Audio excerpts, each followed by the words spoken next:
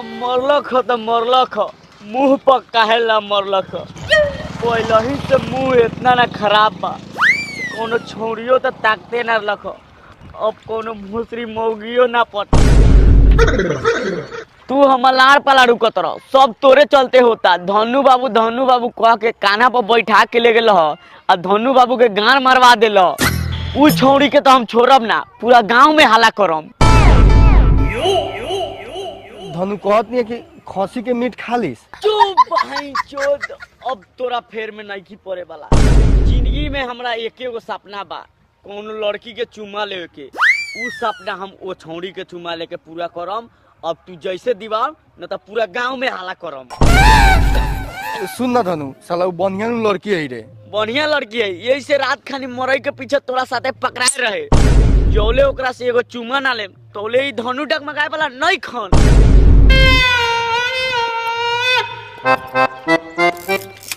रोक थोड़ा आओ तनी पेशाब करके।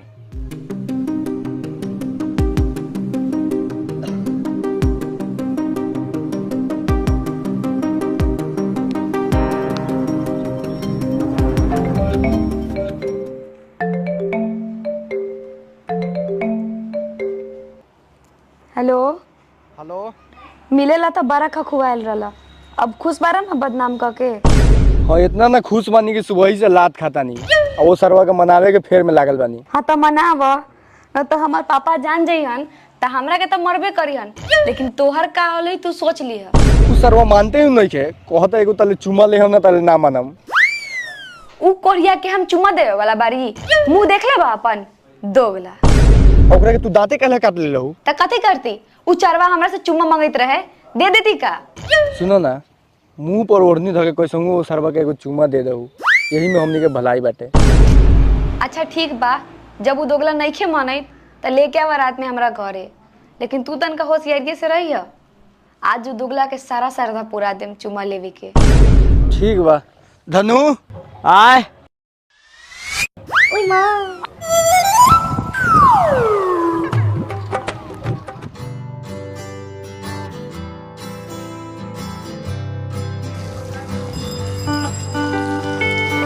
भैया। हाँ बोल। 3-4 दिन से एगो लड़का हमरा के बहुत परेशान करले बा, और आज कहलक ह कि रात में तोरा के घर से उठा ले। कौन सरवर वाला करे? आवे दे साला के देख लेम।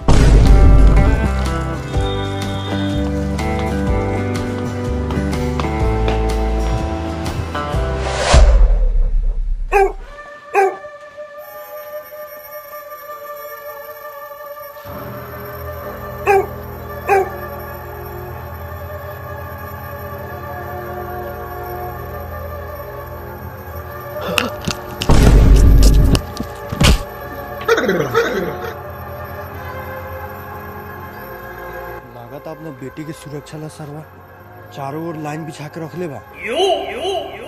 ते तही बुला न रे साला, अब कहाँ जाइबे? ओकरे मालूम होई लाइन के तार कहाँ कहाँ बिछावल बा, न तो भेंट करे से पहले ही शहीद हो जाइबे। रोक, फोन लगाओ तनी।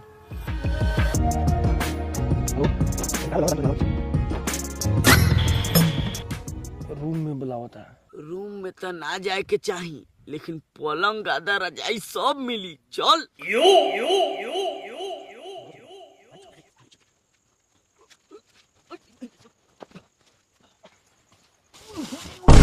अरे बाप रे बाप,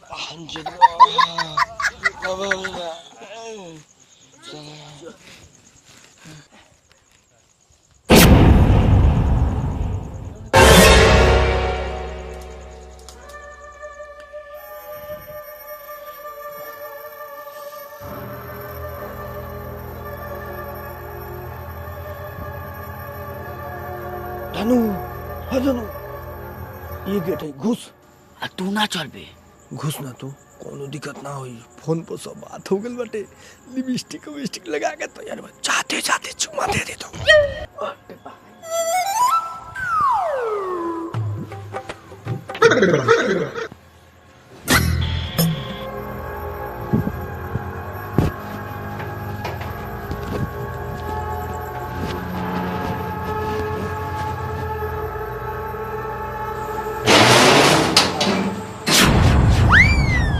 बाबू सरवा फिर फंसा के भाग गेल।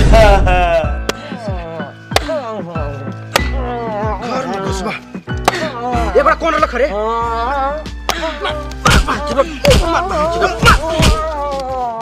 कथी बेला कहो का बेला कहो चाचा हरी साला लड़की छरकानी करे में पकड़ाइल बा। का लड़की के बेटर बा ई सरवा के पहले मुड़ी छिलवा के मुंह में करके पोत के गधा बैठा के पूरा गांव में घुमावो।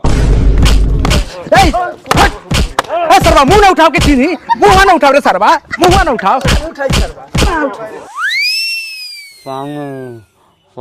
पानी पीबे? ए रोटी बोला था मुंह मुंह दे सरवा के पानी पीबा सरौ। तोरा साथे एगो कौन आर लखा बताऊ कौन बहन चोदवर लखा? एगो और लखा बताओ सरवा कौन लखा बताओ जल्दी। जाना तेरा कन्हा भाई ऐसा लड़का गांव के गंदी नाली के कीड़ा ओकले जो दूसरा के बेटी बहन पर नजर डालले ऐसा लड़का पैदा करे वाला बाप के सर धड़ से अलग कर देवे के चाहिए। बताओ सरवा कौन लखा बताओ जल्दी। ओ चाचा सरौ तोहरे नु बेटवा रहलक। हमर बेटा लखा ई बहन चोदा के पकड़ ले रहो। अब ये बतानी मार के मुआ दे हम सरौ के भागे दे बहन चोदा तो हमरो के मार के मुआ दी। ई बेटा के चलते का करे के पड़ी। सरौ जावना के मारे के चाही तवना के बेलगावा तरह ओकरे बेटवा के नुकसाने तोर बेटिया रात भर गायब रहले ओही सरवा के चलते हम बनायल बनी।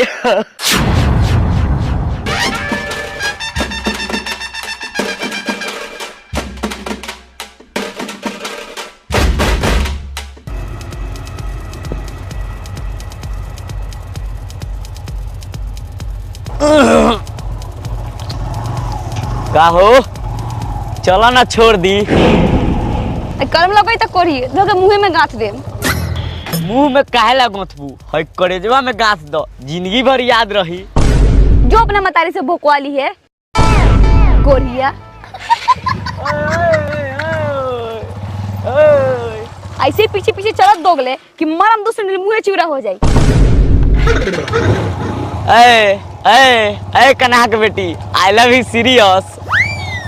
तू रमेशो चाहे के बेटा बारिश नु चल घरे तोर बाप से कहिलो रास्ता में लड़की छेड़लिस। हम जानी ले ना जवन लड़की नीचे मुड़ी गाड़ के चलले ओकरा बहुत दूर तक ले लौकले। जे दिन धनु के फेर में धरा गेलू ते दिन तोरा के कसम ना।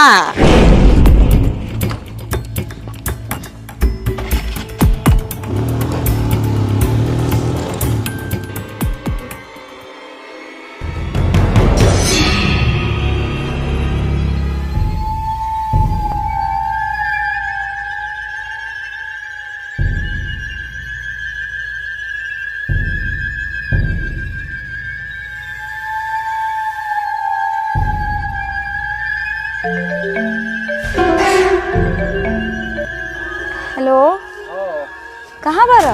होता ही उतही कहाँ? अरे वही जगह पर जहाँ मिली ले आओ ना जल्दी। अच्छा ठीक बा अवई त बारी लेकिन कुछ होई त संभाल लिया। हमार बाप भाई मारी त मार खा लिया। आओ जल्दी कथी नखरा कइली बरू। ठीक बा।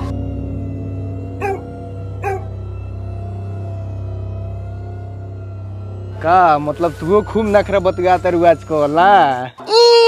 ज्यादा नखरा मत बतिया। पापा के खाना दे के आयल बड़ी और तोरा का पता कि कितना रिक्स लेके आयल बड़ी। न जाने ये अंधरिया में कितना गुपला धरते आयल बड़ी। तोरा विश्वास नहीं खेनु त हमर चप्पल सुन के देख ला। मतलब उहे काम बाटे तोहर हम चप्पल सुन के देखी ना। तो कौन काम बा जल्दी बतावा। हमरा घरे जाए के बा माई चिल्लाई लगी। कहत रहनी कि मस्त हवा बहता तो का तो जब गू पर लात धके इतना रिक्स लेके आइए गेल बारू तो एगो चुमा दे दो। देखा ढेर दोगलाई ना जोन बात भेरला का बात पे अड़ल रहा। तू कथी गाले रहला कि खाली बात करबा छिनराई करे तरह। हम दे तारी घरे। मतलब ये दोस्ती ये प्यार बताओ। तोरा चलते कोचिंग के गेट ओगरत करिया हो गनी। 6 महीना के प्यार के तू ही पूरा पर छोड़ के जाता रू। ज्यादा कुछ थोड़ा मांगना बस थोड़ा थोड़ा सही ठीक बा हाथ पे ले ला।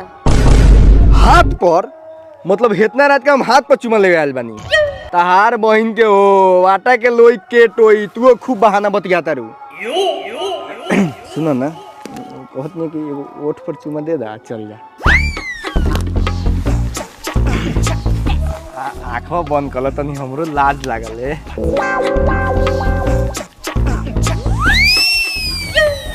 कहो भैया कथी करत तर तू भैंसी बांध नहीं मारे सा भैंसी बांध के जल्दी जो सरौ भैंसी बने आ रहा बहाना बतिया तर सर हम नहीं की जानत कथी करे आ रहा अरे तू कौन है कनु बेटी हवस हम तो जानत रही तू बढ़िया बारे नानू भैया तू बहनचोद भैया बोल के करेज में छुरा मार देले अब तो तोरा हम बाप से जाके कहम आ तोरा से तो सार हमार खानदानी दुश्मनी बा तोरा के हम बक्सम ना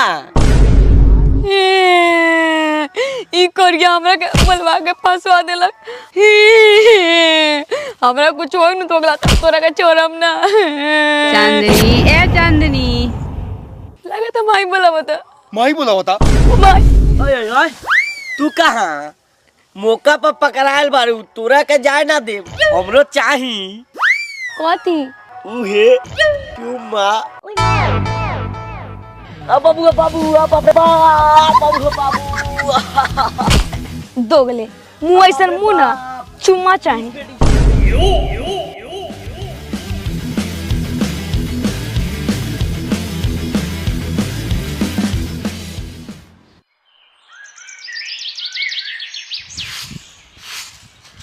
ई सरवा का रोहन से तल वहीं परेशान बनी शादी लागता टूट जाता यही लाइक बरले बा दिन भर घरे खाता लेकिन रात के कहाँ लापता हो जाता पते नहीं के चलत ए सरवा उठ नानू उठी भोरवा में तो सुतला सरवा लोग बहन चोदवा से कहले गाछ रोपता छाव मिली लेकिन ई का छाव देबो ई तो खजूर सरवा तार लेके खाली लामा हो गेल बा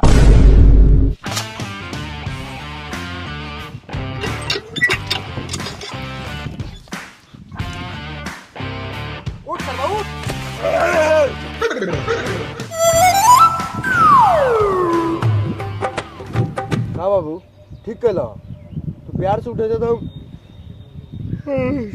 ना उठ जाती लेकिन पानी पटा दिल बड़ा वो थोड़ा मैलवा छुड़ा दो अच्छा तोर मैलो छोड़ा दी ठीक बा निहुर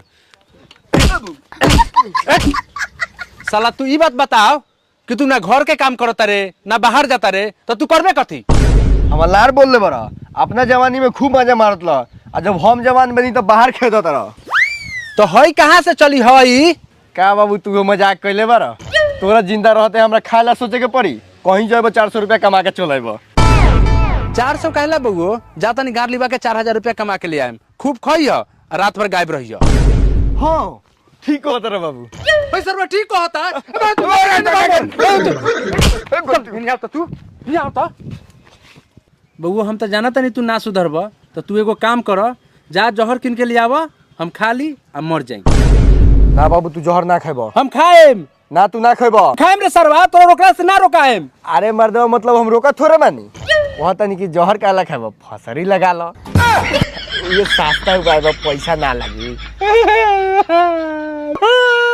लोग सरवा कहला कि बेटा पैदा करबा पूरा में शादी ई सरवा के बेटा बुआ के पेट में पड़ल बा मतलब कहत नहीं है कि पैसावा बची तो हमार लड़का सबके काम दी फसरी लगा लो शर्ट से मर जाएबो शंभूचा ओ शंभूचा रे सरवा ला शंभुआ कहले बारे सोच शंभुए कहना दे खिसिया मत हई देख बेटवा तोर का करवैले हवा रातू हौ छौरी का साला मतलब तू दोगलोपन कहले बारे कटवेबे का रे ई सब बात बाप से बतावल जाले अच्छा तूए बताओ ओकरा से एगो चुमे नु मांगले रहनी भोसरी दांते काट के भाग गेल ओकरा के हम छोड़े जातानी ई बात के हम पूरा गांव में हाला करम अच्छा धनु तोहर बोका खानी मुंह हो साला तब वो अपन छोट भाई मानी ले जितना बाप के इज्जत ना कर ले उतना तोहर इज्जत कर ले आज तो कहियो धनु रे कहले हो कहियो तोरा के धनु जी कहले बताओ तू कथी कहबे चल चल अब अरे धनु पे दले चलियन बैठ का ना बैठ हई धर हई 1 लाख के मोबाइल बा चलाओ धर चल लार सोटला से होई अभी मोबाइलवा दे देबे आ बाद में छीन लेबे खून बहल बा एकर त बदला लेबे करम तोरा के अपन भाई मानी लो साला ते कहन अब भाईए के बदनाम करे के फेर में बारे ना बतलाओ तू कथी कहबे बोल बाजार में चल खून बढ़ावे वाला एनर्जी वाला सामान खाएम मिठाई कहबे मिठाई हाँ चल मिठाई खा जाओ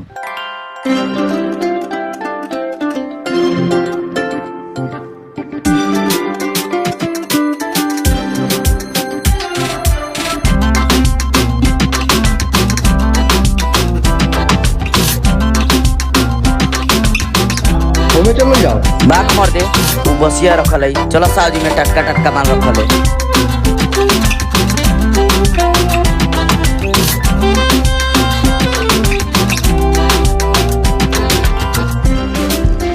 ओ भाई और जथी खाए जितना खाए जोन मिठाई खाइए के खियाव आ तू साला तेकन खोतले हम आवतानी मुंह धो के, ठीक बा? बोल बबू कथी खाइबे? आवा है ने हुड में बतावा तनी।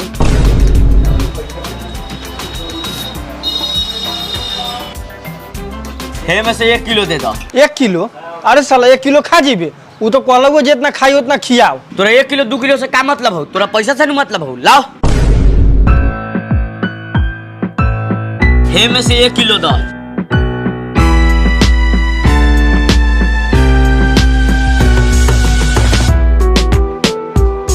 अब जितना मिठाई दिला हो सब के एक में मिला दो।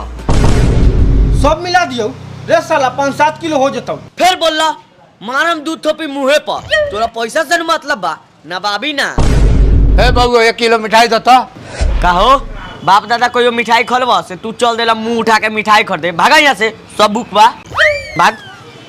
ए तू जल्दी मिला।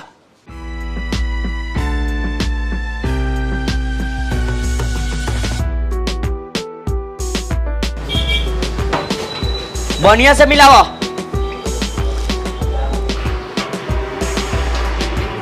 का हो ई कथी करो तारा? 10 किस्म के मिठाई के मिलावा तारा? ये भी कहल 5-7 किलो मिला ये दिल बानी और मिला दी का? तू कहला ये का रे? हाँ अच्छा मिलवा दे लो तो दे दो उसे 150 ग्राम। 150 ग्राम? हे मर्दे पेट में आटी उतने नु खाए जितना कहत हो उतना दो। पैसा उ करे न देवे के कोनो हमरा देवे के बा। तोरी बहिन करा के लइका 7 किलो मिठाई मिलवा देला, कहत रहे जब पेट में आटी उतने नु खाए। ए छोली छला टलिया सो बहन चढ़ो।